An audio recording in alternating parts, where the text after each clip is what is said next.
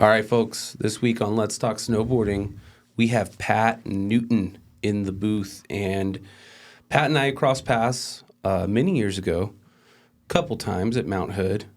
But we really got to know each other more up here in the local area of North Idaho when Pat came back a little bit before I moved up here with my family. And it's been really cool to get to know Pat and become friends with him. He's a style god. You can catch him in the stomping grounds up at Schweitzer most days, unless it's a powder day, and then he'll be kind of roaming all around trying to find those side hits, twirling off stuff, grabbing, and when he is in the park, he's a rail king, and he's also nice with it on the jumps. So he has his own unique style in snowboarding. You can kind of tell when Pat's out there, just from his dynamics and what he does on the snowboard. It's really cool to see, and he clips things up nicely. And we'll just get into everything from his time at Hood, where he grew up before that, and how snowboarding has influenced him in his life and how much he loves it. He's an awesome human, a really cool guy, and let's just get into it. The Pat Newton episode.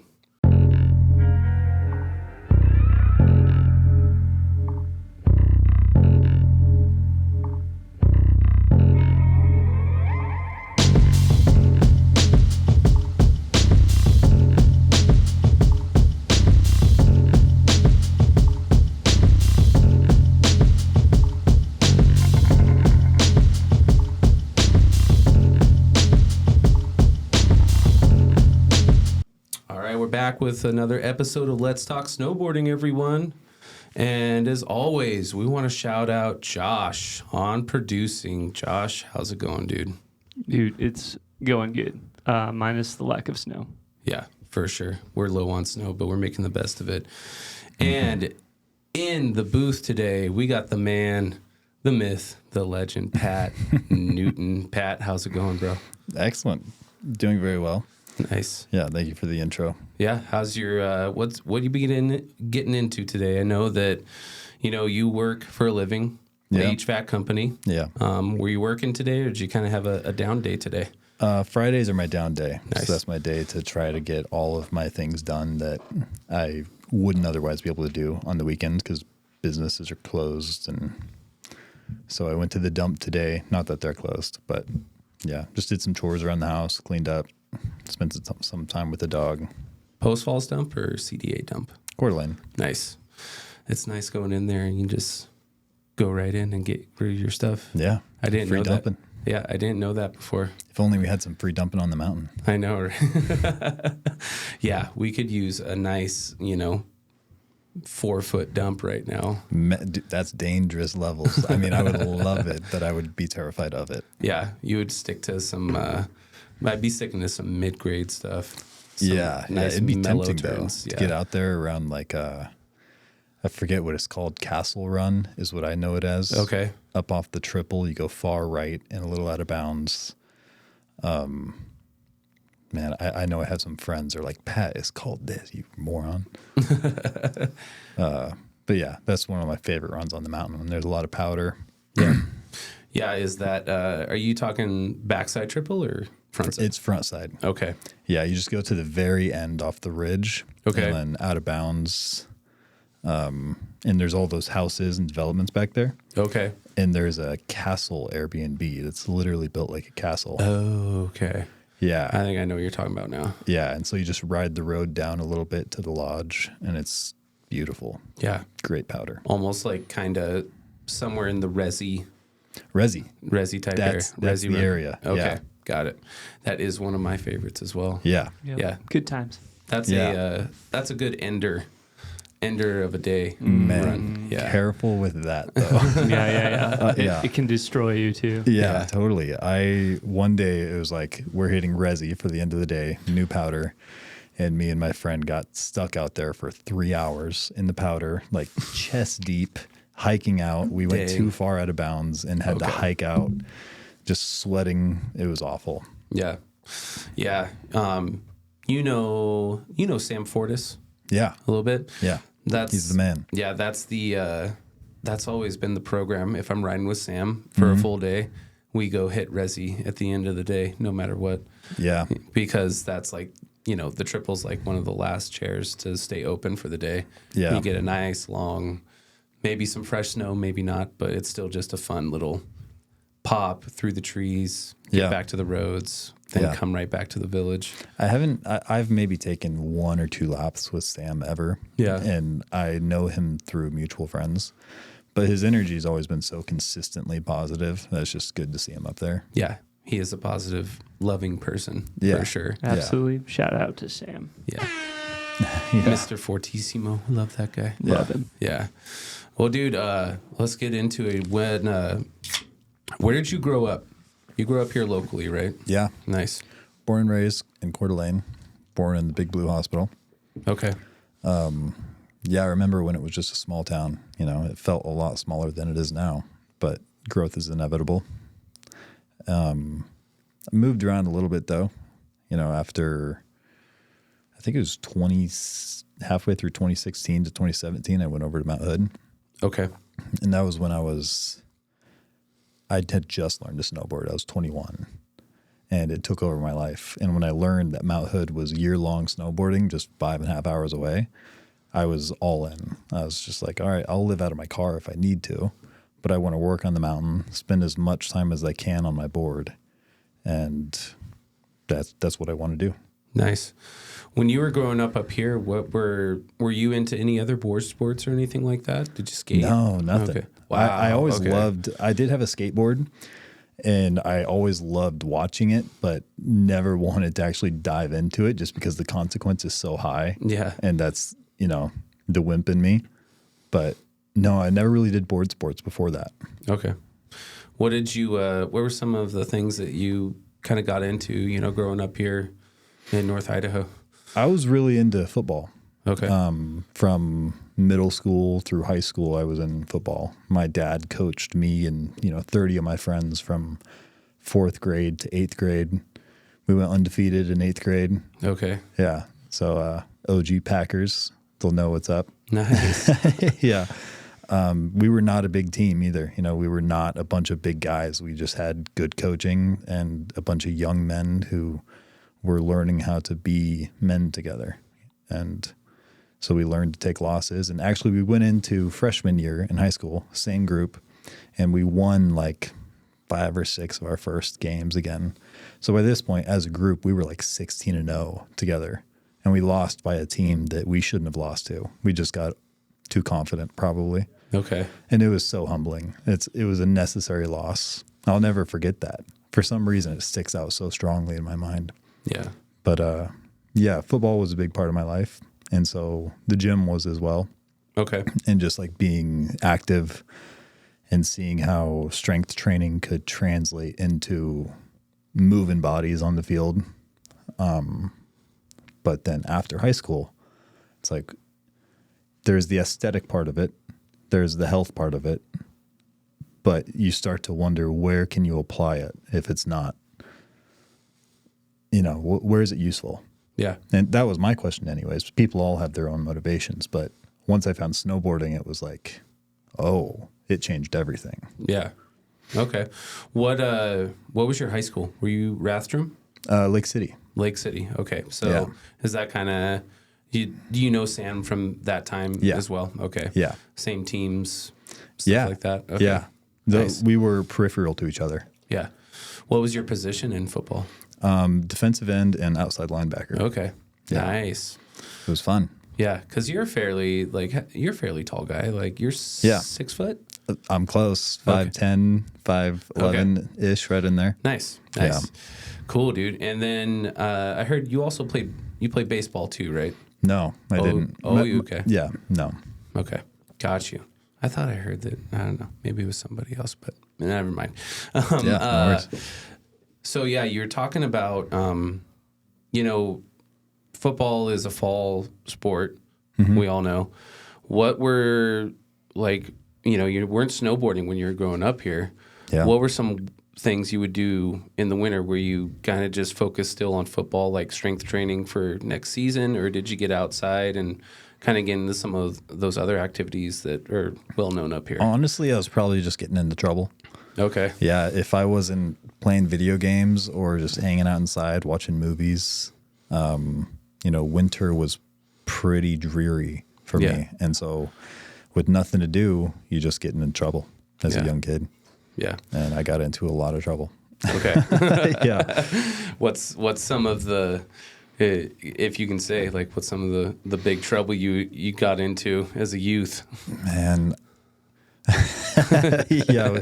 Man, there's some stories, but I mean, in high school, just probably, it was things we shouldn't have been doing. Okay. And before you turn 18, this was my philosophy with it was, well, I'm not at 18 yet. So everything that happens until then will get expunged when I turn 18. So I have, diversion and probation as like these thresholds that I can get to that eventually will be off my record. That is a terrible philosophy. I recommend it to no one. Yeah. It's just, it makes life harder. It hasn't affected me in my adult life because once I turned 18, I corrected real quick because I learned a lesson like immediately. I was like, okay, this is not the life I want to live. Yeah. I don't even, really like alcohol as far as like the partying went with in high school and stuff. I just liked the social aspect of it and friends. And so I got into trouble with that kind of stuff. Okay. But nothing too serious, That's good. Yeah. Yeah. As far as like, you spoke on, what the working out aspect has done for you and how you apply it now. Yeah. What is like kind of like what's your routine right now? We'll dive back into like your time at Hood and how you found snowboarding at a later age, which is crazy to me because I got to ask you, how old are you now? 31. Okay. So you've only been on board for 10 years. Yeah. And that's a crazy progression right there with how much you can throw down and the trick arsenal that you have. But what's kind of like your focus as far as like working out and, your health regimen currently? So much of it has to do with mobility now. Yeah. And like I have thrown my body while snowboarding so many times that my back is just jacked up all the time. And so I have to focus on my recovery, my diet. And if those things aren't aligned, then I am just immobile on my board. I can't. When I was first snowboarding, I still had these workout goals. I was like, I want to hit 200 pounds just from mass. And my build didn't really work well with that weight at the time with snowboarding. I couldn't really grab my board and be like as flexible and mobile as I wanted to be. I like to be really like floaty and surfy and creative. Yeah. And when I'm restricted by my own body, it holds you back. And so my workout regimen now just is about strength training and mobility, I would say. Okay. Nice. Doing a lot of, are you big into yoga and stretching? Not enough as I should be. Okay. Okay. I'll stretch on my own time and like for a warm up at the gym if I'm doing leg day. But other than that, I really should be doing more of it. Okay. What's the gym right now? Peak. I go to Peak in Post Falls. Oh, nice. Yeah. Is that a newer? Yeah, Peak? it is. Okay. And it's only like 5 minutes from my house. That's sweet. Yeah, it's really nice. Yeah. We did Peak for a while. Hospital employees. My wife, she gets a good deal there. Oh, so good. we did that. We did the Coeur d'Alene Peak, but yeah. And then I feel like I've been to almost every gym up here. Yeah. Which is interesting. Like Fuel Fitness, been there for a minute. Croc, shout out Josh for hooking that up at the time. Oh yeah. When Josh worked there, that was sweet. But yeah, just kind of a Planet Fitness guy now. Planet's a good place to be. Can't beat the $10 You can't. a month. And yeah. It's usually most of the time it's not really that crowded, which is nice. So yeah, I used to go there as well. I had a membership to Peak and Planet, and it was like Planet's 24 hours. Kind of. They do like their hours are a little weird compared to most Planets. The one here in Coeur d'Alene. Yeah, they do. I think on weekends they shut down. Yeah, at like 7 or something. Yeah. Drove me crazy because I was like, the whole purpose I wanted this membership was for the 24-hour Right. aspect. But actually, I found a different gym for 24-hour. I think it was just called P-Fit. Okay. Something like that. Yeah. There's a ton of gyms I want to up get it here, right, man. but there's a really nice one in Hayden. Okay. It's Precision Fitness. Oh, Precision. Yeah. Precision is awesome. Yeah. Yeah. There's one not too far from my house on Sherman and 15th Yeah. in Coeur d'Alene. Yeah. That one's a little tight. Yeah, it's a small lot, venue. Yeah, it's a lot smaller, but if you ever get into the Hayden one, you'll, I think, enjoy it. Just because it's like, it feels like an athlete's gym. Nice. Yeah, it feels like something you'd see some professional athletes training at. They have really wild gear in there. Nice. I like that. I like the alternative machines and stuff. Me too. Yeah. Yeah. That's the one gripe I have about Plant Fitness is they don't have like the actual like squat racks. It's all Smith machines if you want to get on the squats or dumbbell squats, but no big deal. When I was there, there was a day I was squatting and ended up having all the plates from the squat machines on my rack just because you can't move the weight in the same way as you can with free weights, a real squat rack. Yeah. And so you end up just stacking a bunch more weight than you could actually do. Right. And that was around the time I was like, I think I need to move on. Yeah. Yeah, for sure, man. That's awesome though. So yeah, and it comes through in your riding, I would say, because, you're strong on your board. Definitely. You're able to stomp, most things. And if you do, miss or anything like that, I don't really see like your balance really get off kilter too much. You may slip out on a miss on a trick or something like that, but you're up right away, back on your feet and trying again. So that's where that fitness comes in. Yeah, that, and I think there's a lot of muscle memory from football days, actually. Is like if you get knocked down, you get right back up as quickly as possible. Sure. Yeah, that must be it. Yeah. For sure. Yeah. Yeah. Working out at a young age and, football requires you to be quick, agile, and strong. It does. And I remember when I started to snowboard, I had my stance in a way that was like, I thought athletic stance in football was the same for snowboarding. Yeah. And so I set my stance like too wide as if I was getting in a 3-point. Sure. And I rode like that for years until I moved to Timberline. And I had this friend who was like, man, you ride so wide. You could move around so much better if you tighten it up. Yeah, the Shaun White cowboy saddle going. Yeah. Yeah. You can't hate on Shaun White because he can do anything. Right. He's brought his stance in recently, though. Did he? Yeah, he did. He brought it a little bit more to like a normal, like, he looks like swaggy now. Like, not so, like out there. You know what I mean? Not so bow-legged. Yeah. But you can't deny the fact that worked for him, dude. Like, the GOAT. Yeah, for sure. Yeah. So, you said at 21 you took up snowboarding. Yeah. And was that something that the first time on a board, was that up here or was that? It was okay. on Schweitzer. Okay. Just a bunch of hand-me-down gear. Got My it. stepbrother gave me one of his boots. He had like one boot. And then my cousin gave me another boot that he had. So for the first season and a half, I didn't even have matching boots. One was a Burton, one was a 32. Okay. Yeah. My board was too big for me. And that's just the way it was. I didn't realize how much better of a rider a person could be when they have gear that's fitted to them. Yeah. But it's such an expensive sport. Yeah. Well, you got to start out somewhere, right? Like, if you get the hookup and you're out there sliding, that's all that matters. Exactly. Mismatching boots don't stop me. Yeah, right. Yeah, I remember. Guys, I want to talk to you about a new sponsor that we have. So, big shout out to our friends at Fine Brewed Cafe in Coeur d'Alene, Idaho. Whether you're gearing up for a powder day or winding down after a long ride, Fine Brewed has you covered with craft coffee, legendary mimosas, and a killer vibe. They're all about fueling adventures, connecting the community, and keeping you caffeinated for whatever the mountain throws your way.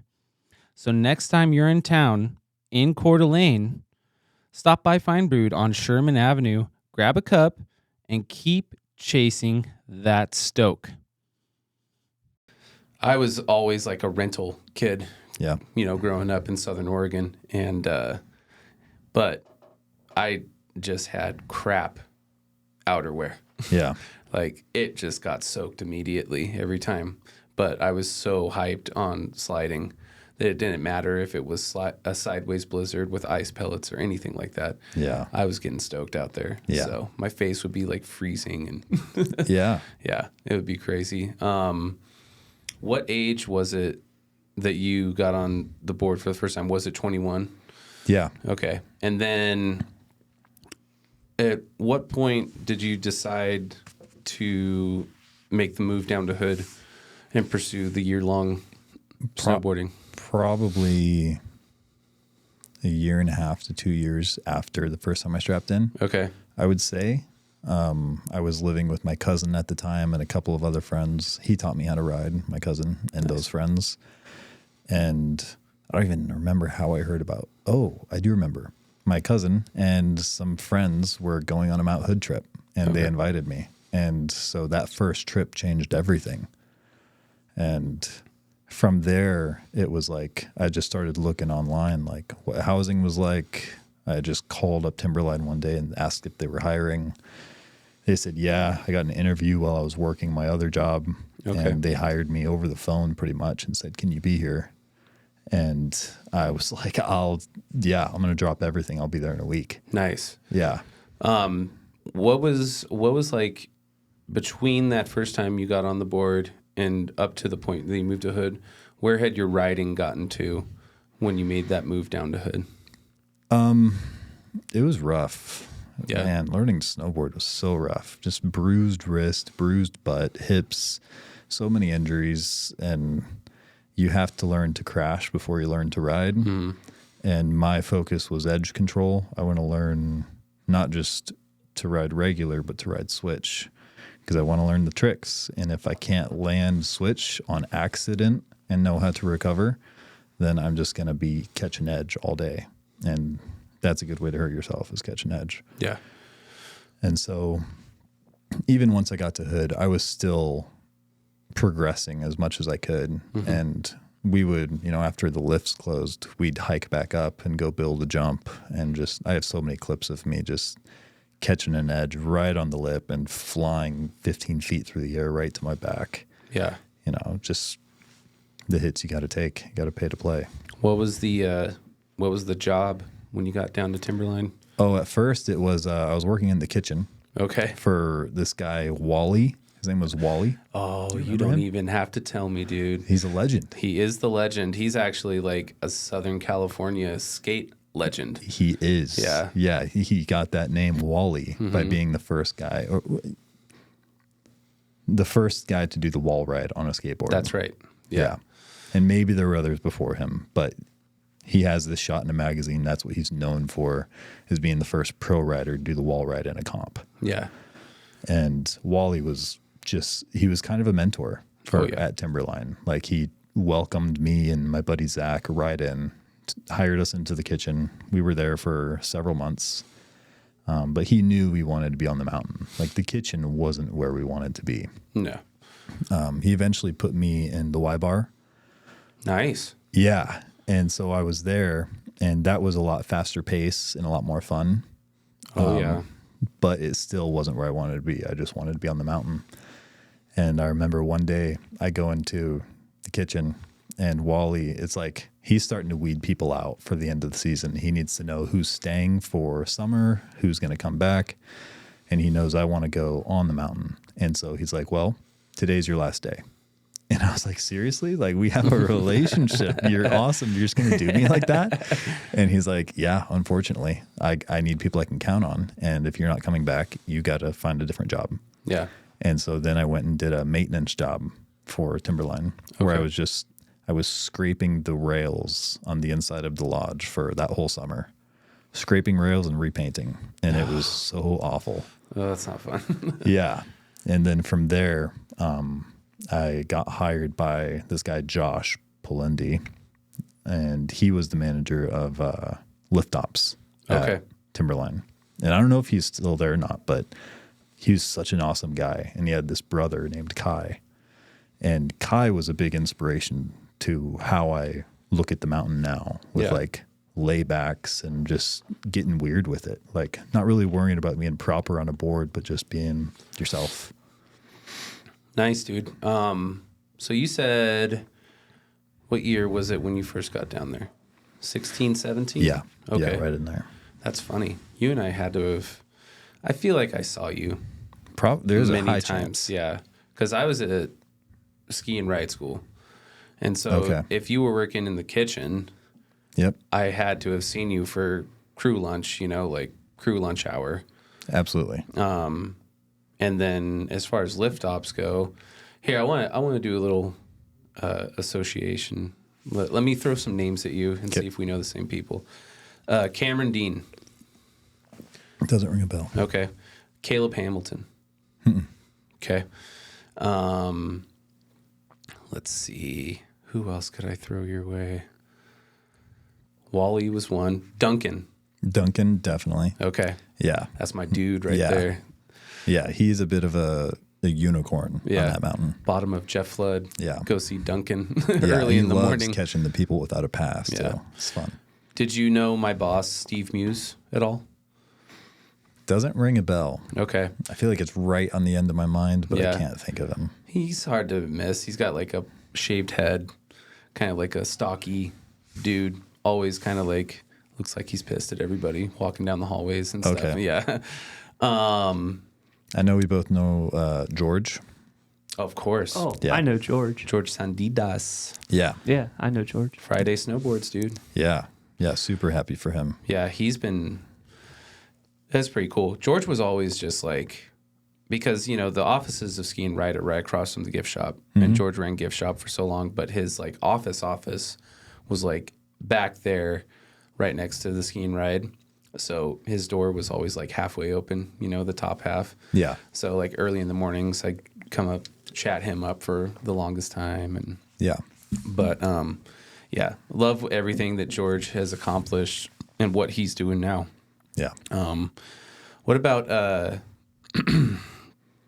gosh, Chris Moore from Habitual Snowboard? Yes. Okay. Yes. I didn't really know him, but I remember seeing him around. Okay. And Habitual. Nice. Yeah. Mike Jennings, Big Mike. That name it's right there. I just can't think of a face. You can hear his voice in the hallways whenever you're around him. He's like, him and Steve were my mentors when I was there, like Wally was for you. Yeah. But yeah, he's actually planning on coming up here in the next few weeks to ride Schweitzer for the first time. Oh, cool. So when he does, I'll make sure that I give you a call, try and get Definitely. you up there, and we That'd can be all cool. ride together. Yeah. Yeah. Hopefully we get some snow for him. But yeah, a lot of those names, and then obviously you know Jason Garmani. Jason's the man. Jason's the man. Yeah. He's a favorite. Yeah. Oh, what about Shonsky? Did you ever meet Shonsky? I don't think so. But you probably had heard of him. Yes. He's the Yes. little Mac Hefferman. Yes. Okay. Yeah. He was also really friendly. Yeah. So yeah, all those names, just the people that were always such good friends. Yeah. Back in the day. Did you know Kai Polendi? Yeah, Yeah. I remember Kai. Yeah. Rode Smokin' snowboards. Yep. Yeah. Smoking was big. Head Hood. Yeah. Slash was a big one. Oh, yeah. Head Hood for a while. That was Yeah. a good one. Dude, Dash used to be sponsored by Smokin'. Oh, okay. Yeah. That's cool. cool. That's awesome. Yeah, they were big for a minute.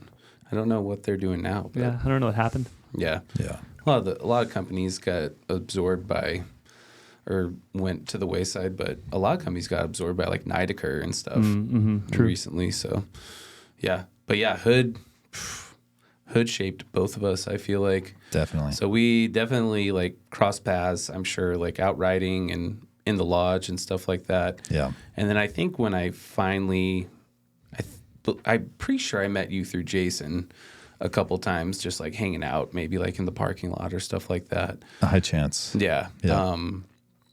when you went to lift ops, what was kind of like your introduction into, and what was your job with lift ops when you were in there? Man, it makes me smile to think about because it was such a good time. I loved the people, the environment. Every morning, I've never been so excited to wake up at 4 a.m. Yeah. And so I remember when I was working the kitchen with Wally, my employment was under review because I had been late so many times. Okay. I was in the kitchen for longer than I wanted to be, and I was unmotivated and just like, man, this is not what I want to do. It's not what I came here for. And Wally knew that, but my employment was under review, and Wally helped me out a little bit.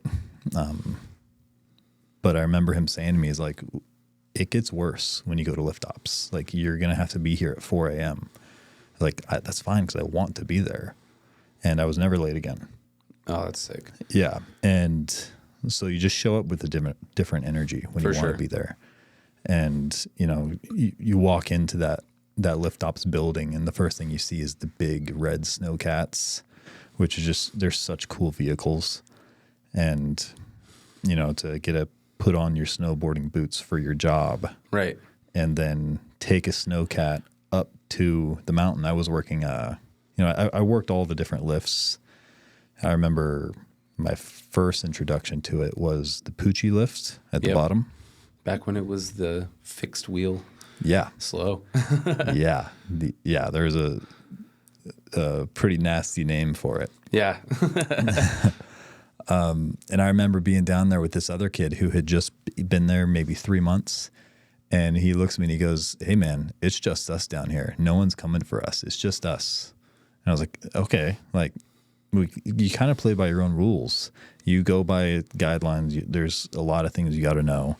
But like when you're out on the mountain, no one's going to help you unless you're in real danger and you need ski patrol or, something like that. But you're at the mercy of your own decision making on a board or on a lift, whatever it is. And so as you start to move your way up, or my experience was eventually, you're working the top of the Palmer lift or you're working midway. And I think midway was probably my favorite because it's just a phone booth up. Mm-hmm. They just carried a phone booth up there. Yeah. And you hang out there with like your speaker, and everybody there is at the peak of their day. So most people are smiling and stoked to be there. And one of my favorite memories of working lift ops is you get up there first thing in the morning and you see the shadow of Mount Hood because like the sun starts to rise behind it. Right. You see the shadow of Mount Hood just going like, it seemed like miles across the Mount Hood National Forest. I've never seen a shadow like that. And it sticks out in my mind as like a monument. Oh, yeah. Yeah. Yeah. And you saying how when you made that switch that you got so stoked, like you wanted to be there early. Yeah. Yeah. And I feel like a lot of the people that really enjoyed their jobs up there, I know that I experienced that. Like I started out on host patrol, so yellow coating it. And that was that was a lot of retirees, right? A lot of older people in that crew. I was like probably the youngest one. And I was a snowboarder, so I got hooked up with it through one of my mom's best friends who had done it for years. His name's Ted. And he spoke on that shadow being casted because he was also heavily involved in the American Lung and Heart Association. And they scheduled summits across all the Cascade Peaks for, groups of people to actually summit like Hood and Rainier and like Adams and all these places. But he always said that shadow early in the morning, like summiting Mount Hood, it was like probably the coolest experience he's ever had. Yeah. And I always loved like getting to the parking lot early for sunrise because it's like one of the most beautiful, like I love Schweitzer. Don't get me wrong, like sunrises and sunsets and the alpenglow of Schweitzer is so cool. But something about Mount Hood, man. Yeah. When you're up there early and everyone's like, the Hood rats are all there, right? And we're all just going to our jobs and stuff like that. But we're stoked. And like going to the ski and ride school locker room in the dungeon of the day lodge, behind the ticket desk and the ticket office and stuff. And then just walking past and seeing like Chris Moore in the tuning shop running it and getting to say hey And like everyone was like so welcoming Mm-hmm. at that time. Didn't matter, because when you're part of like the Hood vibe and you're part of that family at Mount Hood, whether you're at Meadows, at Timberline or Ski Bowl or you're just all slumming it up, right? Just a bunch of hood rats. Just trying to be hood rats, right? Yeah. And just snowboard as much as you can, whatever you want to do, hustle. Yeah. And It definitely increased my respect for like kitchen guys. yeah, You know, I don't know why, or like dirt bags, like dirt bag kitchen guy lifestyle. Right. Like people talk about that, and I didn't really have an experience with that until Timberline. I was like, oh, these guys are the best. yeah, yeah, yeah. I had a bunch of friends that were on that kitchen program for a while, like Ian Smith did it for the longest time. That name rings a bell. Pinky Brain, Yeah. Oh, yeah. yeah, and then his brother Morgan, Morgan Smith. Yeah. They both were. Morgan and I worked at the bar together. Yeah. Yeah, Morgan was there, and so it was always cool. Like, you go see those guys all the time, Yeah. you know, especially as an instructor. Like, your lessons are over for the day. Where you Yeah. going? Oh, if it's busy at what? Like, go to the Y bar? Okay. Yep. If it's busy there, then guess where we're going? Straight down the hill Yeah. to Rathskeller or Charlie's, right? Yeah. And getting a beer or two. Yeah. And then if Ski Bowl's open, you're going to Ski Bowl right after to ride more. Yeah. Man, my favorite time of year, though, is spring to summer. Oh, yeah. On Mount Hood. It's just slush surfing. There is nothing like it. Yeah. I wanted to ask you, favorite terrain park at Timberline? Oh, Conway's. Okay. It has to be Conway's. Or I always like the Thunder Jumps as well. Yeah. They're mellow. They're like Timberline is just a world-class park. And so everything's built just as good as you could get just about. Yeah. Do you remember when they put in the flow park? Oh, you got me there. You got me there. It is Flow Park. That's Yeah. my favorite. Oh, yeah. Yeah. They haven't done flow park in a while. They haven't. And that's why I forgot is like those were the golden days. So that name I mentioned, Caleb Hamilton, he was a good friend of mine. His Instagram is Destoy Life. Okay. And I found him because I getting up in Portland or Vancouver area to go work on the weekends, right? So I'm up at like you said, like 3:30, 4 a.m. waking up so that I can get a good spot in the parking lot before the crowds Yeah. and stuff like that. But Caleb, he drove Cat and he was a shaper for Terrain Park Crew. And he was just like a really creative mind. He also was like a master woodworker. He used to create like these amazing, he was an artist. He made these amazing pieces that he would sell of like burl wood and stuff. But whenever he was in the Cat, he always did like a live feed on Instagram when he was like finishing up what cool. he had shaped for the day and kind of showing what the features was that he had been working on. And I always watched it as I was waking up, and he would get like the sunrise and all that stuff. Wow. But he is the creator of the flow park. One day he was just shaping around the Conways area, and he just started making all these like hips and roll tops and stuff and octagons.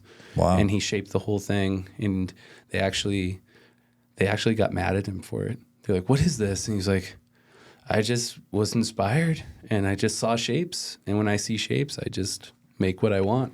And they were like, okay. Man. And then the flow park was created, and that's what everybody got stoked on. Yeah, that is an artist. Yeah. And That's then he left Timberline because of like the fact that he kept doing it, and he kind Really? of butted heads with management there. Man. And he went to Meadows and worked at Meadows for a while, shaping their parks. And now he's just like a master cat driver. He's been all over the world driving cats for all kinds of stuff. But he started a high cascade division in Japan, partnered with them at a ski resort, and they bought like a little mini ski resort out there. Now he's back in Japan and shaping like terrain parks out there right now. What a dream. Yeah. So he's like a really cool guy. He has a podcast episode back in like a couple years ago. We did one with him. Oh, really? Oh, yeah. That's cool. Yeah. He's a really, really cool guy. Yeah. Yeah. He was always somebody that was like somebody I was like, can't believe the stuff that you create, man. It's so cool. Was he involved with Holy Bully? Do you know? I believe so, yeah. Wow. I remember when they came to Timberline. Yep. I was working the rope tows for the camps as well at the time. Okay. And I remember seeing the cats and all the diggers building a holy bully Yeah. for days. And the friend I was with at the time, we were both working lift ops. And at the end of the day, we waited for everyone to leave. And snipe the run. Yeah, and then we got first tracks at That's Holy sweet. Bully, and we just hiked it. We actually spent some time there, which looking back, I feel bad because we didn't dig. The pros were going in there the next day, Yeah. but they were going to be touching it up the next morning. Of course, they And we weren't the only ones. Yeah. So it's like, they hand shaped everything like every couple hours. yeah, I mean, if you're going to build something like that on Mount Hood, you're going to have some hood rat shit. Oh yeah, yeah. You're like, if I have an opportunity to get it, I'm gonna get it. Man, yeah, it's beautiful. It's such a cool park. Yeah, that's like probably the highlight of my snowboarding time when I really got into it was that Holy Bully park off the mile, right? Yeah. My goodness. And I had seen, because Stale is my favorite snowboarder. Stale? Yeah, Big inspiration to me as well. yeah. Same. And so that was right in the thick of like the stale life with him Yep. and Gimbal God. Oh, yeah. And so I had seen like they had posted like, hey, we're going to Holy Bully. And then the day of, I saw that they were like out there, and then they went to Conway's Park and rode like the half pipe and the Conway's rails and stuff. Yeah. So I'm with, like with Sage and Zach. and Chris Grenier was there that year. Yeah. And so I'm like running everywhere that day looking for him because I'm like, it was my mission to meet Stale and Gimbal Yeah. God. Yep. And so it's like getting towards the end of the day, like right around like 2:30, 3-ish, things are going to start shutting down. And so I pull into the bottom of the mile and I'm like, I'll do one more fun run and just like have some fun with it. And if I see him, that's cool. So I'm waiting in line and Stale and Gimbal God come screeching in right behind me. And I look over my shoulder and Stale's like, hey, what's up, man? Can we ride share with you? And I'm like, yeah. Yeah. Fangirling a little And bit. I was just like, sure. yeah, dude.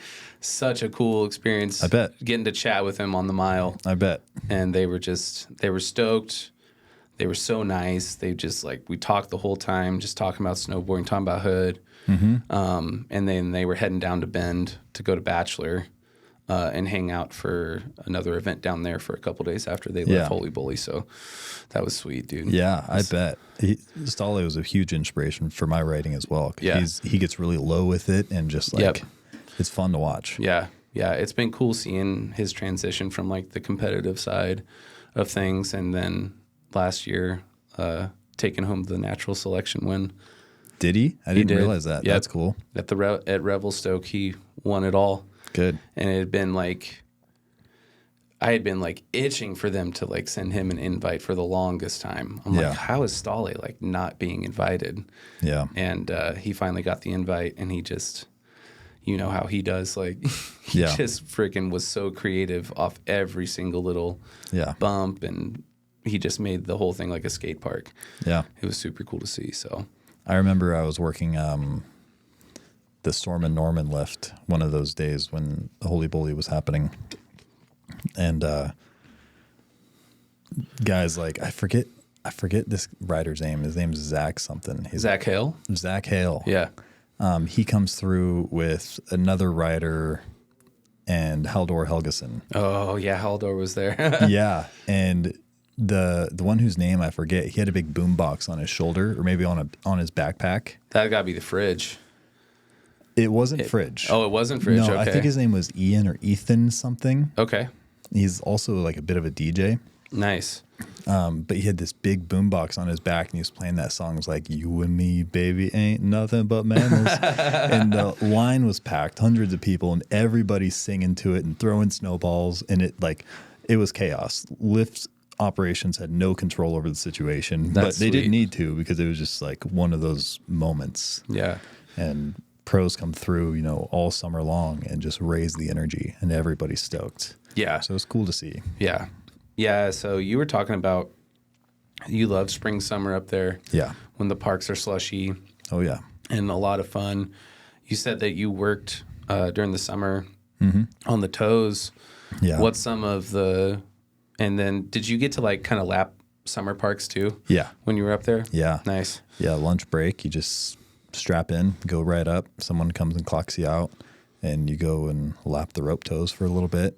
Okay. And I remember seeing, Danny Davis come through the pipe, Red Gerard, like some of the biggest names in riding. And these guys are just on your lift. Yeah. Teaching kids how to ride and boosting 18 feet out of the pipe and looking awesome. Yeah. Like, it's so cool. I can't remember who I was talking to, but they said that one of their highlights was they were just chilling at the top of the pipe, and Mark McMorris came in behind him.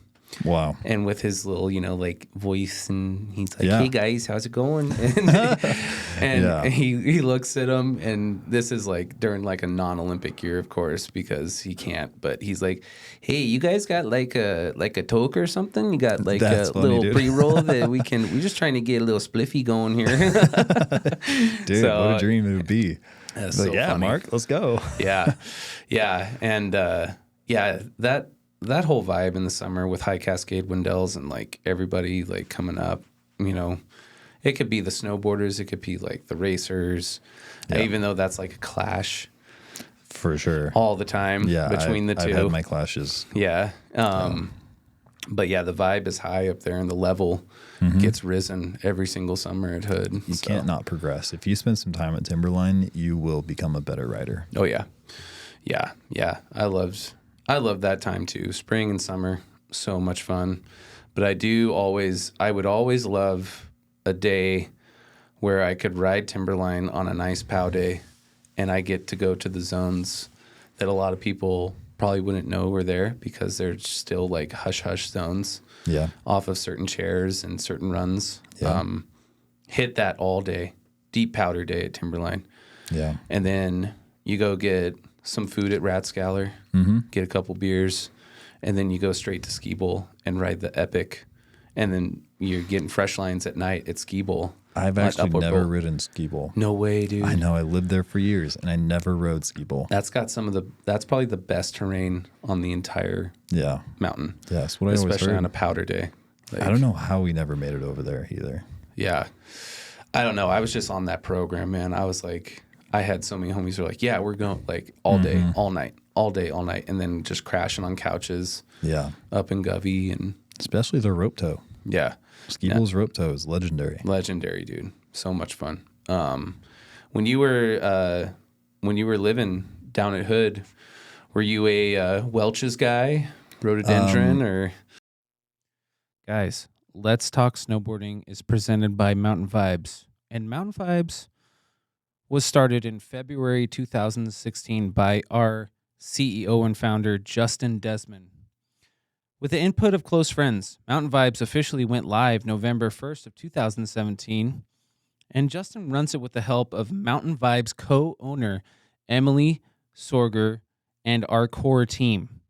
When Justin created Mountain Vibez, his objective was not only to create a snowboarding company, but also a family where passion and the love of snowboarding outweighed years of experience and where judgment is not tolerated. We don't like the cool guys at Mountain Vibez. Everyone should be included in Mountain Vibez.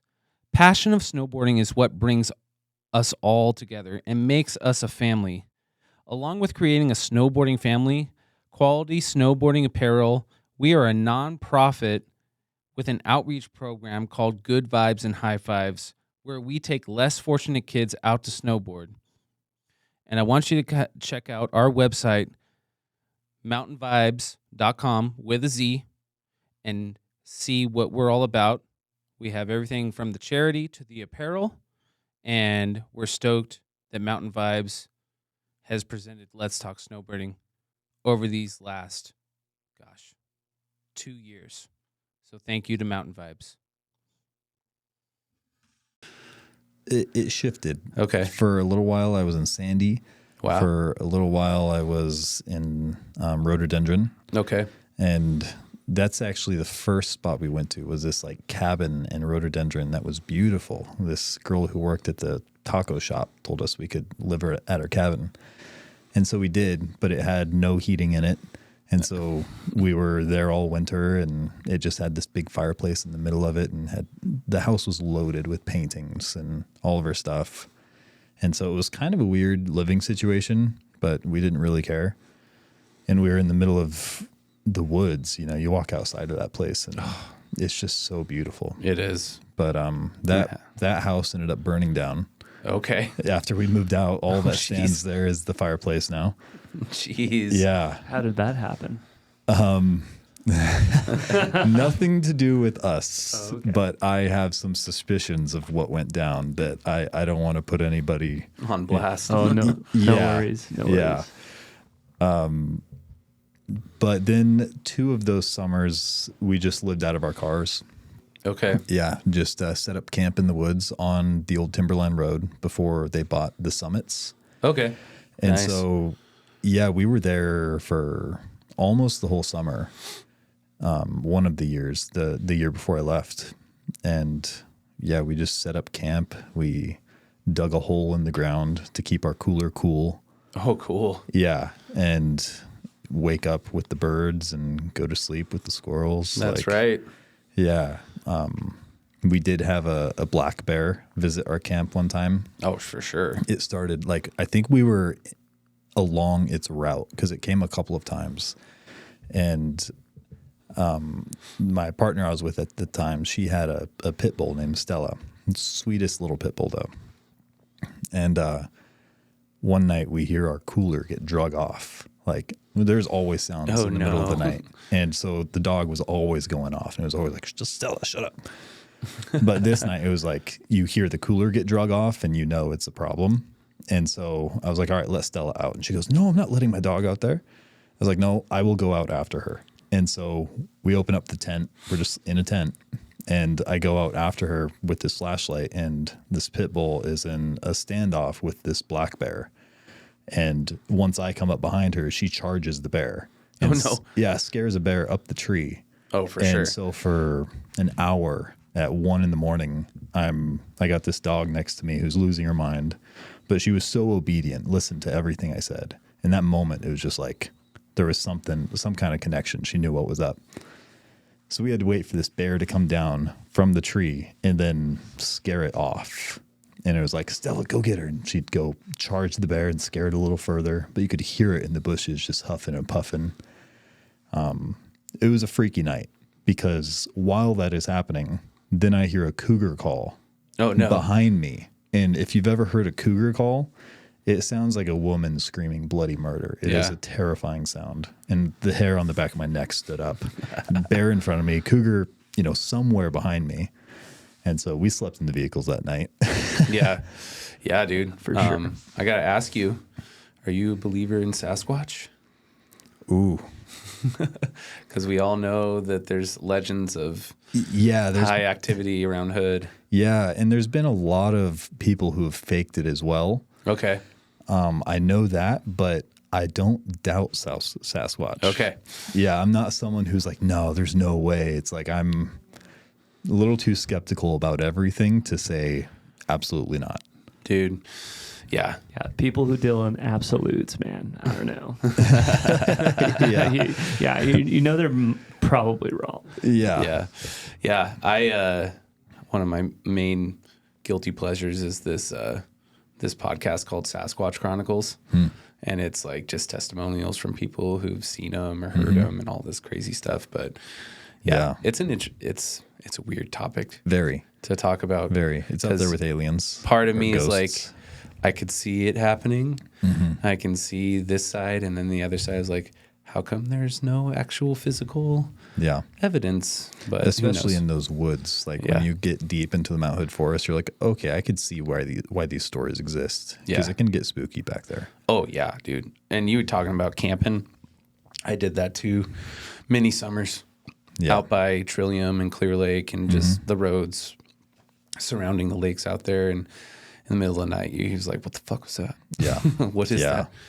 But that cougar call. I grew up in Southern Oregon, and we used to see cougars all the time, hear cougar calls around my house. We had black bears come raid our trash trailer, our dump trailer and stuff all the time. Yeah. But recently, last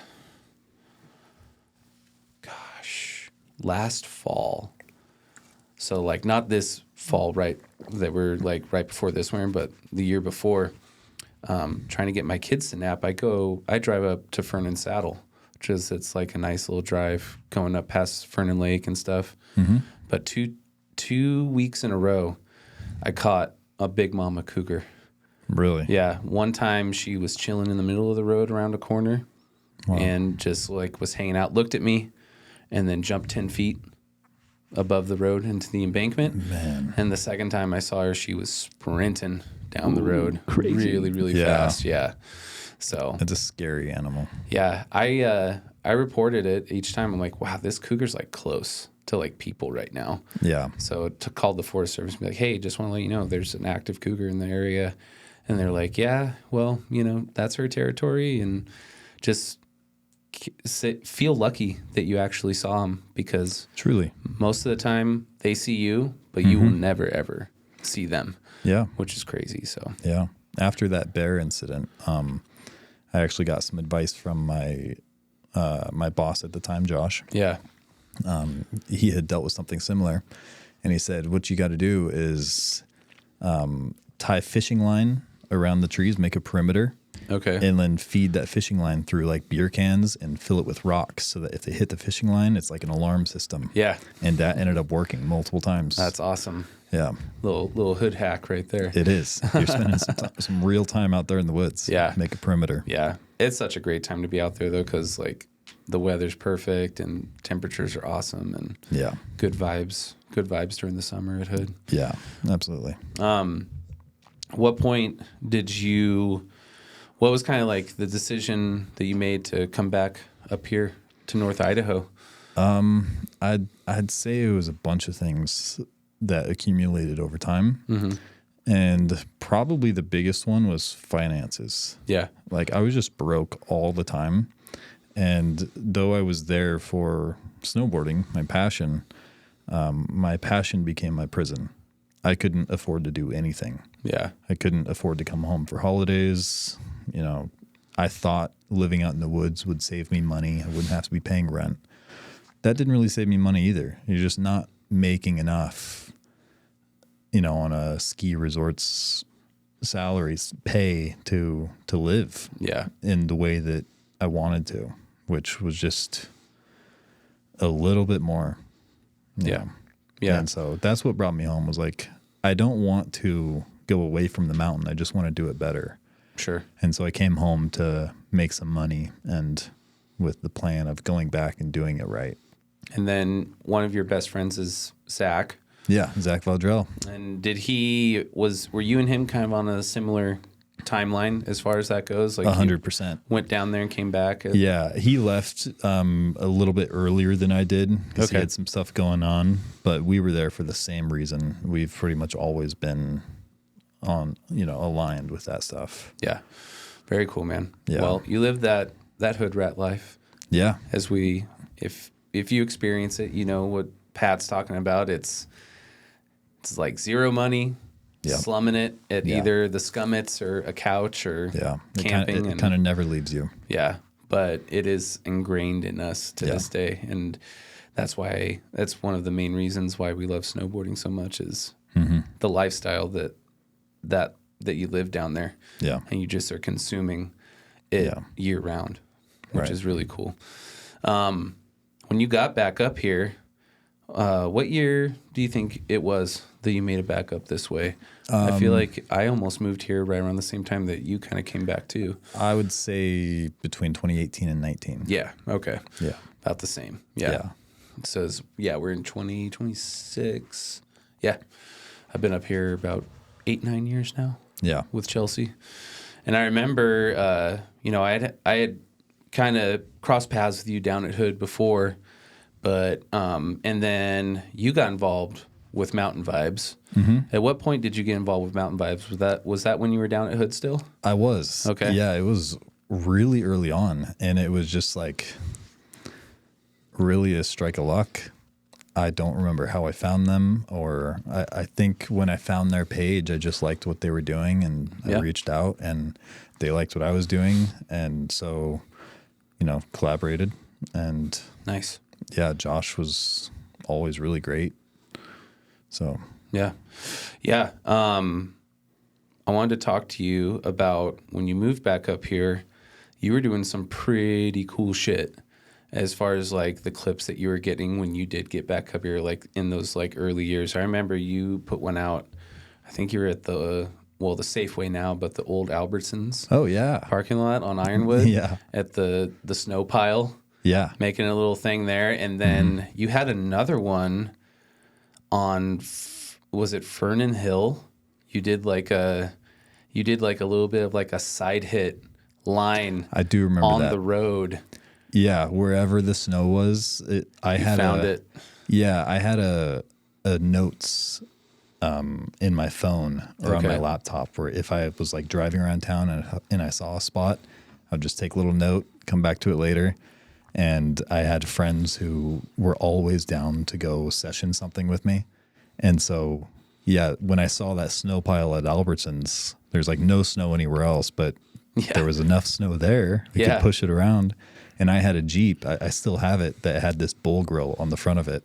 Okay. And so I was like, that's just long enough that it could be like a little jib. Nice. And so if I park it in the right spot and push some snow up to it, I could just make my Jeep a little jib. And so, yeah, that was a fun video. Yeah. And then, a couple of road sessions as well. Well, yeah, I remember when I think I remember the first time I like drove up that little hill, that road, and I live over there now. That's where my house is, over by the Ponderosa Springs Golf Course. Wow. But I pass it all the time now because I drive up there too with the kids to get them to, rest or take a nap when they don't want to and stuff. Yeah. But I'm like that little cut on the side of the road. Yeah. I'm like, if it snows, I'm like, oh yeah, that's the one that Pat hit. Big slash. Yeah, big slashes and like little pops. Yeah. And like you can almost make your own little side hit wall ride.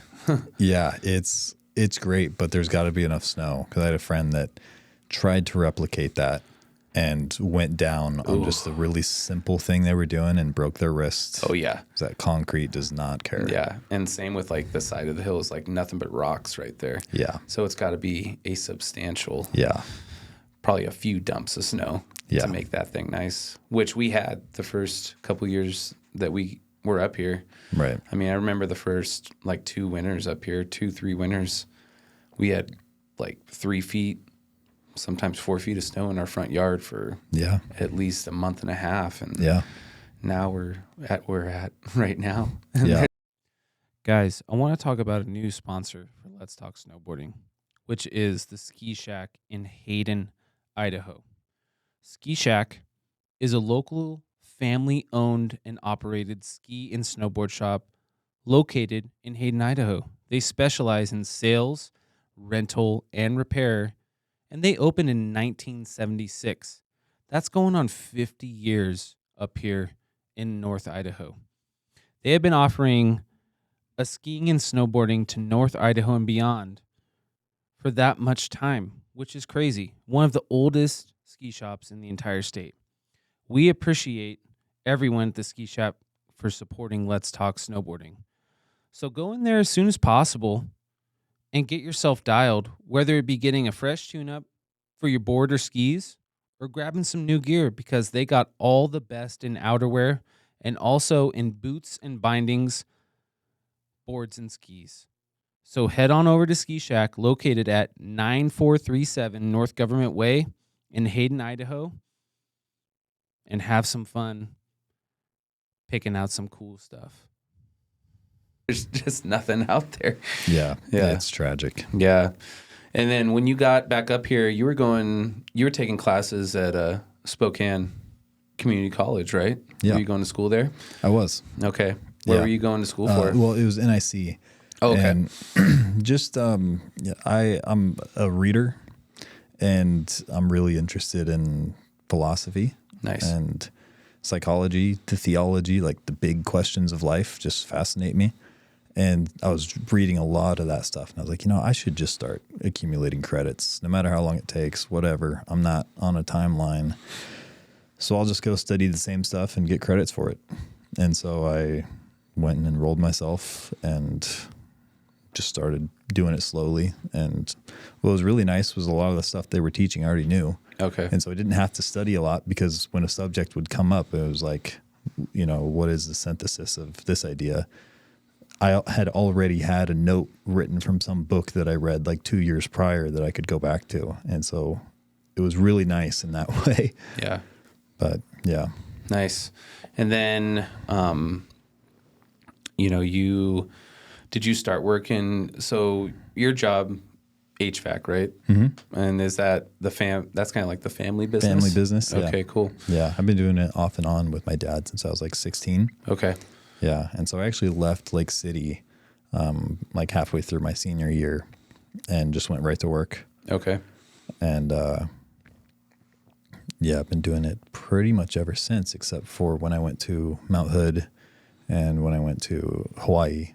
That's right. Yeah, you did. We didn't touch on that, but yeah, you did spend some time in Hawaii. Yeah. Were you surfing a lot during your time there? As much as we could. Okay. Yeah. The person I was with at the time was like, that was their life. Yeah. And so, yeah, it just beat my ass. The ocean is another monster. Yeah. And it's nothing like snowboarding. That doesn't translate. Yeah. So I struggled a lot, but that lifestyle was like, it's something I still think about. Like if all goes to hell, I'll just sell everything and either go back to Mount Hood or go back to Kauai. Yeah. That'd be sweet. Yeah. Yeah. Very nice, man. Yeah. You were kind of, when you were in Hawaii, you would come back to Hood quite often, or was that kind of, at that time, was that when you had moved back here locally and you were kind of splitting your time between Hood and here a little bit more, going down to Hood as much as you can? When we were in Hawaii, we did have, I think, 2 trips where we came back and went to Hood. Okay. But that was during COVID. Yeah. And so I moved to Kauai like right when COVID happened. Okay. And so things were still pretty iffy how, like, what was open. Even mountains were like not open. Yeah. And so we still rode though. Yeah. Nice, dude. Very cool. And then so kind of fast forward and up until now, work in HVAC as much as you can. Probably it gets kind of gets hot, I'm guessing, in the summer doing that stuff. Cooking. So you're just kind of like working. I'm guessing you're working as hard as you can so you can kind of take a little bit of a breather during the winter and be up at Schweitzer as much as you want, right? Not really. I mean, working hard, yes, but it doesn't really it's not like if I work enough in the summer, I'll have more time off in the winter. Okay. Monday through Thursday. Rain or shine. Okay. Yeah. And yeah, there's some days where you're just in an 130-degree attic with, insulation and sawdust all over you. Sure. It's just a nasty situation. But not all days are like that. I didn't always appreciate doing HVAC because it's construction, and I was like, nah, that's not what I want to do. But over time, doing different jobs, I was like, actually working outside is not bad. Yeah. I worked in a gym for a while. I wanted to be a personal trainer. Okay. Right before COVID shut that down. But for me personally, I saw that at least for that job, my pay would depend entirely on the motivation of another person to show up at the gym. Sure. And the trainers were struggling with that. And so then COVID just shut it down completely. And so that's when Kauai happened. Went over there and did some roofing. And I wouldn't do roofing anywhere else. Actually, that's not true. I probably would. But Kauai is awesome doing roofing over there. And so when we moved back here, HVAC was, my go-to. That's what I'm familiar with. Yeah, for the family biz and stuff. Yeah. So Monday through Thursday, year round. So Yeah. you also get some time, that 3-day weekend in the summer to kind of Yeah. do some things. That's nice, dude. Yeah. Usually in the summer, I'll try to take that Friday still to work just Okay. to try to make some extra cash. Yeah. Unless I got a camping trip or something, you know. Nice. Yeah, that's kind of what I wanted to ask you. What's some of your favorite summertime activities here in our local area? Lots of time at the lake. Yep. Lots of time in a tent, by a campfire, by a river. Still going to Mount Hood as often as possible. Sure. So that doesn't ever really stop. It's like always available. So it's always on my mind. But yeah, I would say my summer, I mostly look forward to being in my tent by a river somewhere. Nice. Yeah.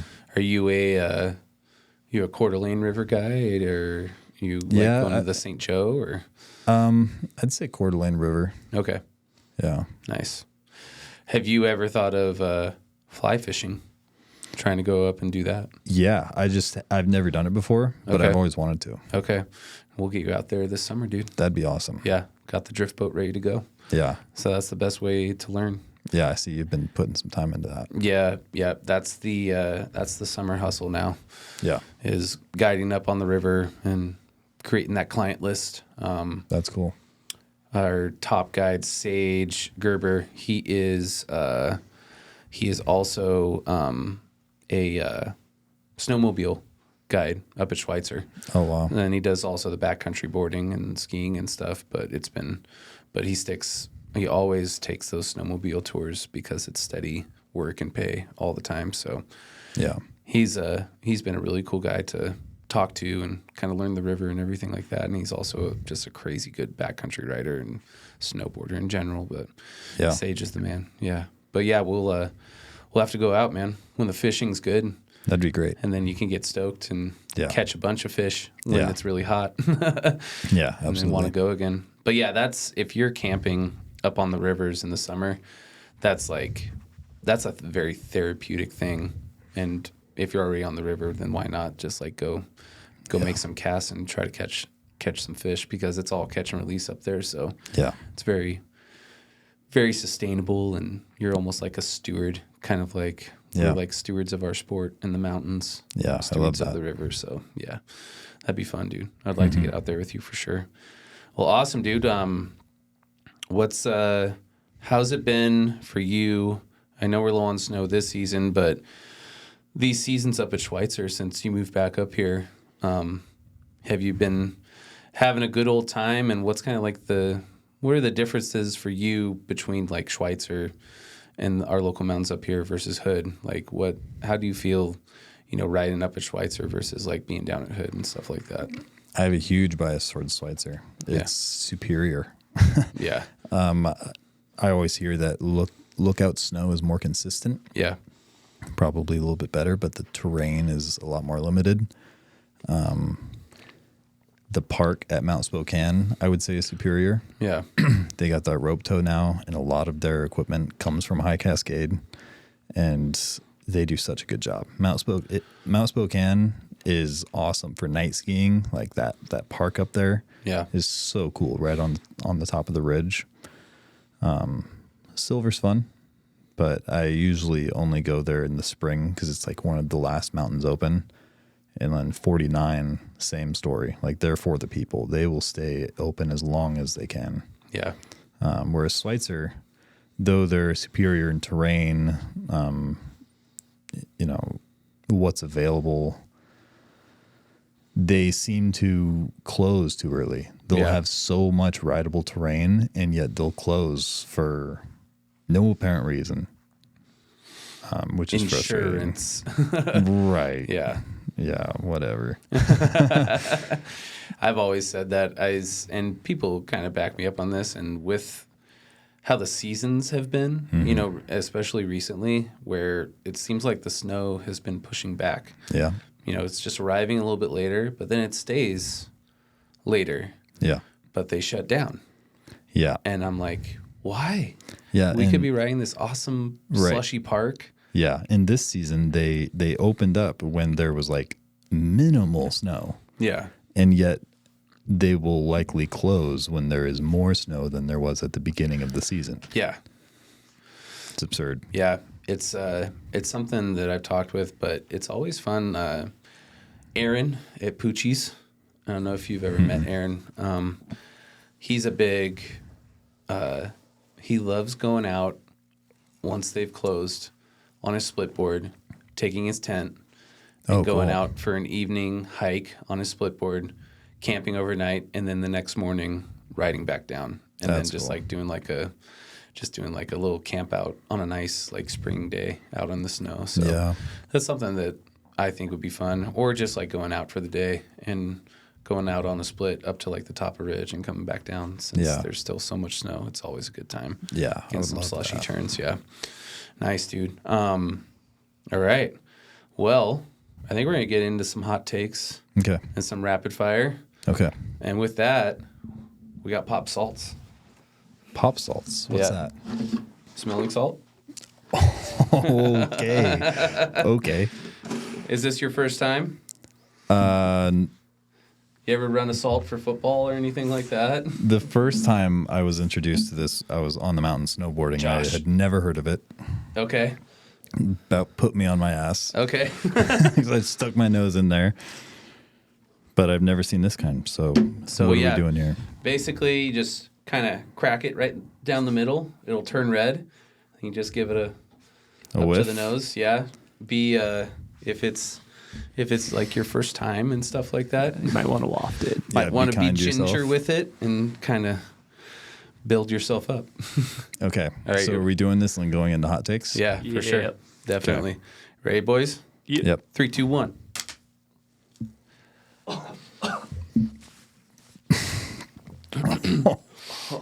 Okay.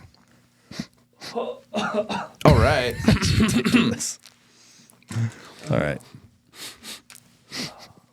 Oh, right. There we go. Nice. Sweet. All right. Hot takes brought to you by the Ski Shack in Hayden, Idaho. Love Ski Shack. Snow is low right now, but you got to have the right wax. So get your boards waxed in there. Get your skis waxed. Support the local shops, man, that support us. So go into Ski Shack and support them because they support Let's Talk Snowboarding. So, all right, Pat. Schweitzer. Some Schweitzer hot takes. Favorite spot to get food? I'd say Poochie's.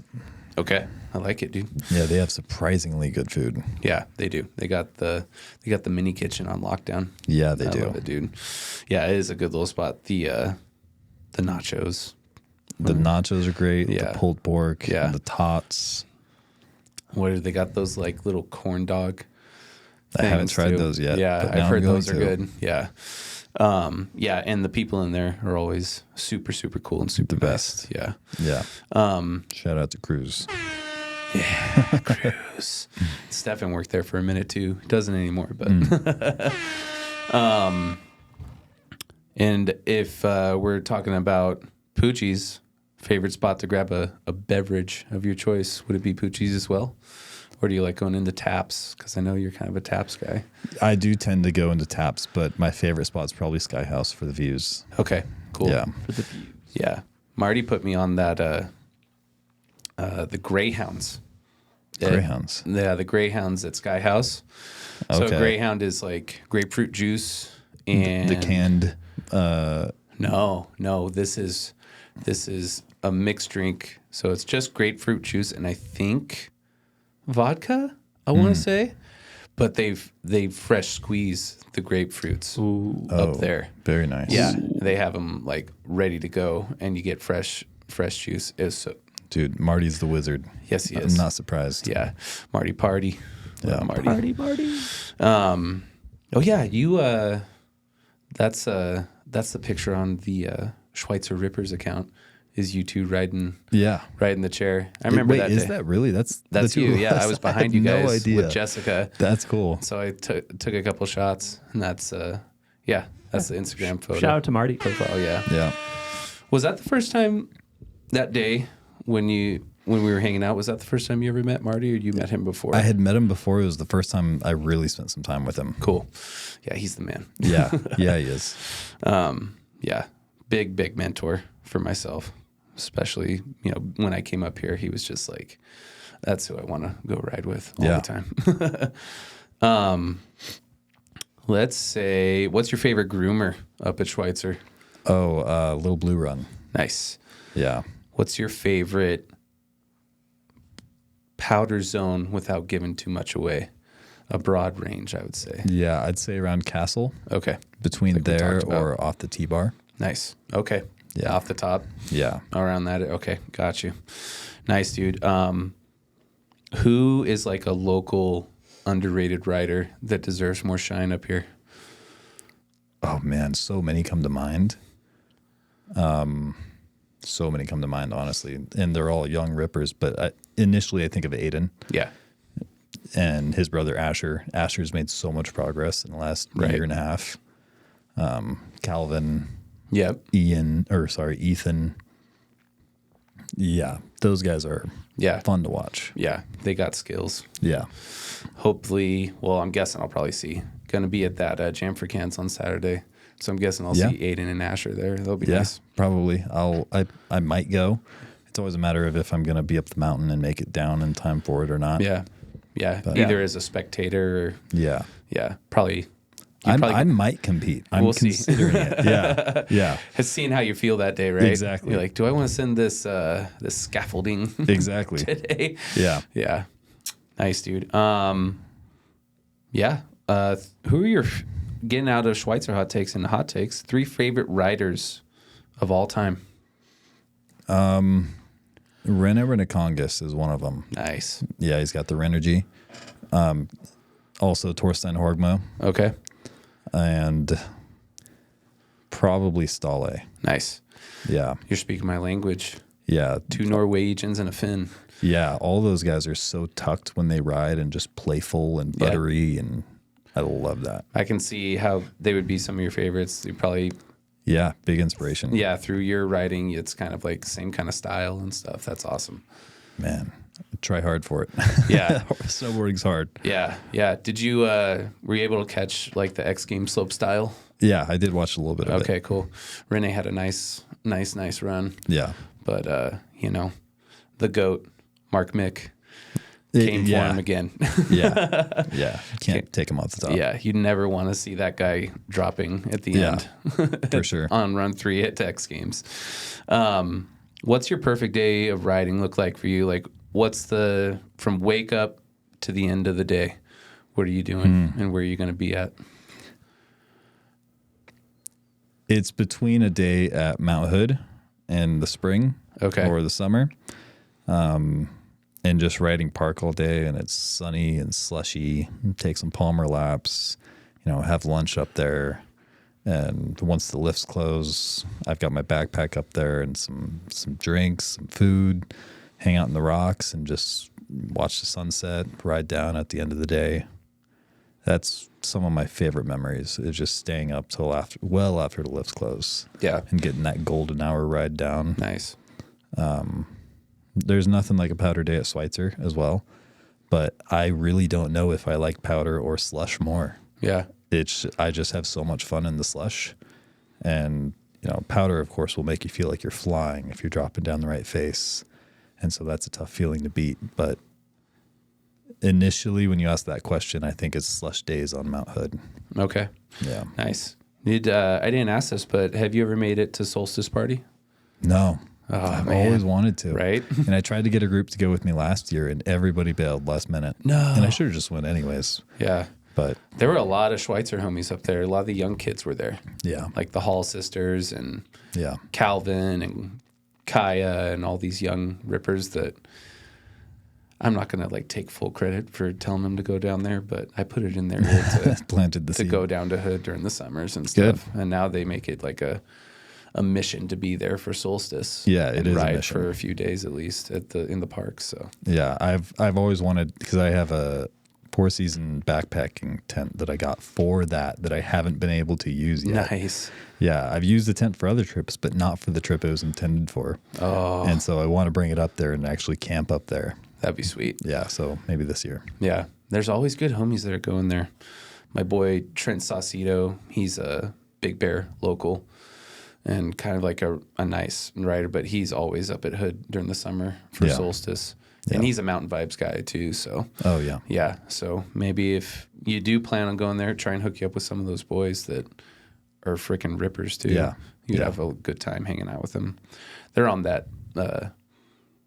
What does he call? What did he say? He's like, everyone's got their own build at Mama Hood, right? And he's talking about the back of the cars. Yep. During the summer, Right. where everyone's just like hanging out in the back of their car. They got their own setup and stuff. Yeah. And That parking lot's a party. yeah, it's fun. Yeah.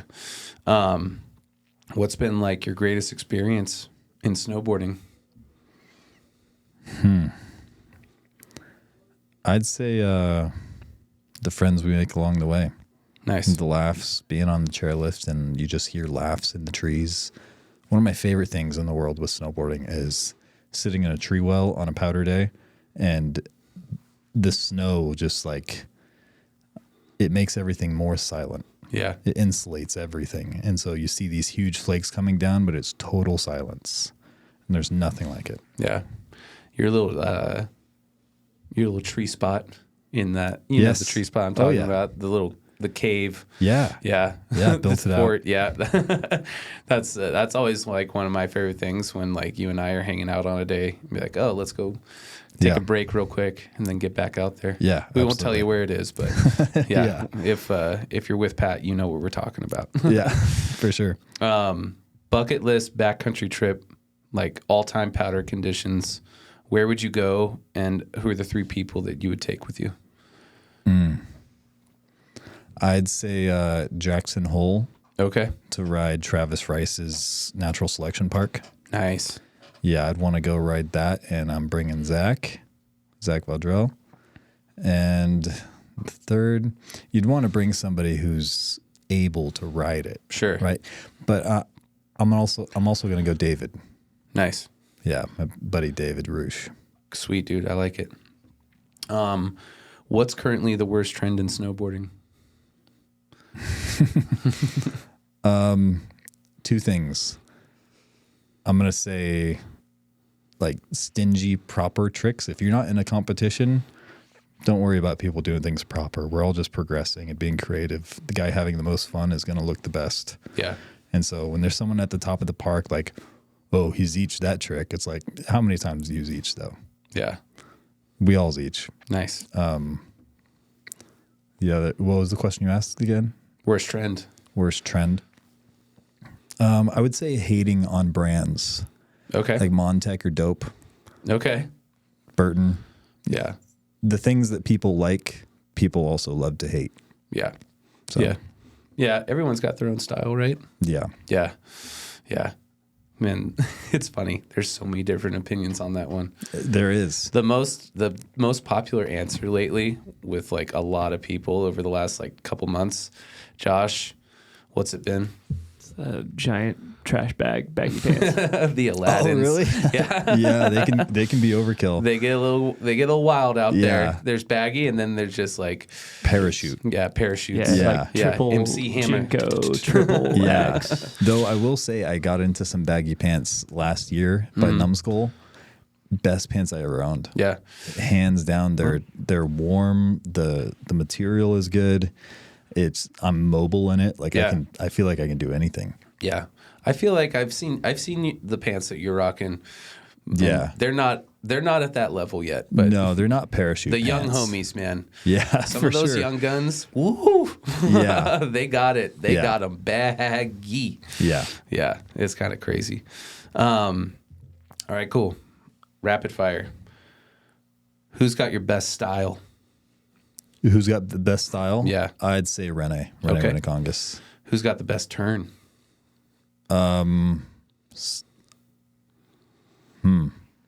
Stolly comes to mind. Okay. Favorite place to snowboard? You got to pick one. Mount Hood. Okay. Yeah. Okay. Pants or bibs? Oof. It depends on the conditions. Usually I'd go bibs, but Numbskull has really converted me to the pants. I like it, dude. I'm digging those pants. Goggles or glasses? I tend not to wear either. Even if I have goggles on Yeah, my head, you're- I just pull them up. I like to feel the wind on my face. It reminds me I'm human. Yeah. It's like once I pull the goggles down to my face, I feel like I'm invincible, like I'm Iron Man or something. Right. And so just this slows me down and just look at the mountain a little differently. Yeah. Yeah. I mean, at least they're there if it's like dumping snow, Yeah. though, right? Yeah. But if it's glasses, it's probably spring or summer. So that's a good time too. Yeah. And you're not rocking a helmet, right? I should be. Absolutely should be, but I haven't been. Okay. That's part of the goggles or glasses debate is always we ask over or under the helmet. So. Yeah. Yeah. I go under. Okay. Yeah. Right answer. Yeah. Don't tell Nolan that, though. Gloves or mittens? Lobster. Nice. Lobster grip. Oh, okay. Yeah. Nice. Okay. Are you rocking, is that a crab grab or what's the brand you got right now? It's called 3M. Okay. Yeah. They're like a gardening glove, it seems like, but it's just nice material. Nice. It's really warm. Okay. Yeah. You rocking boa or laces on the boots? Oh, true lace always. Sweet. What do Yeah. you got right now? 32s? 32. Okay. Yeah. I had the boa break on my foot one time where the mechanism broke and the wire wouldn't loosen. So I'd use a ski pole to like crank it and actually broke it off. Jeez. Yeah, happened to me too. Same thing. Oh, man. It's so Yeah, frustrating. boa is great when it works, but when it doesn't, it's the It's worst. a nightmare. It's Yeah. a nightmare. Yeah. But true lace, I love it. Nice. Power slush. Slush. Sweet. I'm going to go slush. Yeah. Are you rocking earbuds in or out? I usually have an AirPod in. Okay. Yeah. What's bumping in there? A lot of times it's gangster rap. Nice. Some Ice Cube. Yeah. Some Very NWA. Yeah. Heck yeah. I like it, dude. Yeah. I always say I couldn't join a gang, so I learned to snowboard. Yeah, there you go. Yeah, which we can say that there's gangs in snowboarding, right? It's pretty gangster. Snowboard gangs. Yeah. What's your favorite like video part / film? Probably Torstein Horgmo's Shredbots. Sweet. Yeah. Or Kazuka Kubo. I struggle with his name. Kazuka Kubo. Okay. He has one as well. A couple of years ago, I forget the name that I love, but a classic is probably Travis Rice's Art of Flight. Okay. Very cool, man.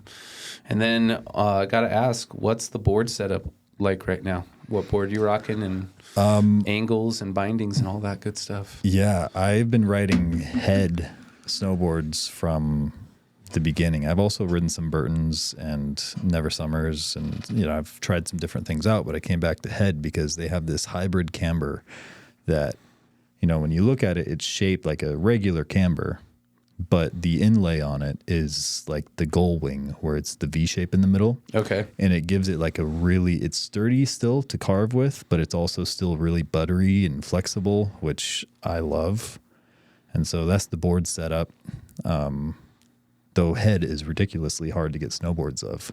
Yeah. Unless it's like a ski swap. For some reason, that's the only place I see them. Yeah. I don't think they're really making in production much anymore. Not in the West, Yeah. but over in Europe, Okay. they still are. Nice. Yeah, I don't know why that is. Bindings, big fan of Union, just because the parts are all so versatile and you Yeah. can just swap them out. And so like this... The Frankenstein. Yeah. The last pair of bindings I had were made of like 5 different pairs of bindings. Yeah. And I have a friend still riding those. So though they're a dead pair, he's putting life into them. That's sweet, dude. Yeah. What's the angles on your bindings right now? Both on 9. Oh, cool. Yeah. Because I like it. Yeah. I ride switch as often as I can. And even in powder, it just saves my legs.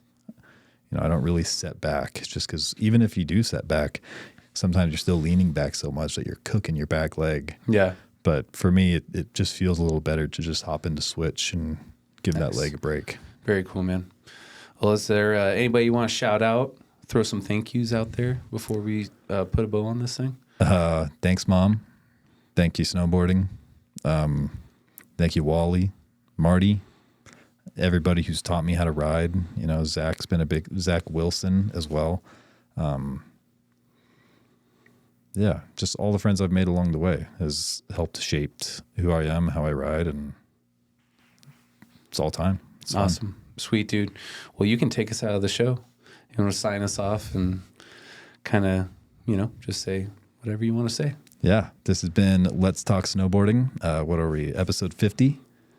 You are going to be. We got some in the bank right now. Okay. So episode X will We'll be in the 50s by the time this one comes out. We're about 3-4 weeks ahead of schedule right now as far as banking episodes. So it's been good. So it's been a good talk, and I'm glad we got to finally get this going. Yeah, we've been at it for a minute. We finally got scheduled up, and we appreciate your time, man. Yeah, of course. All right.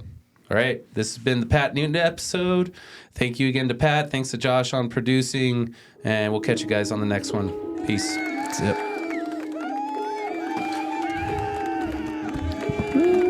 Sweet. Nice, dude.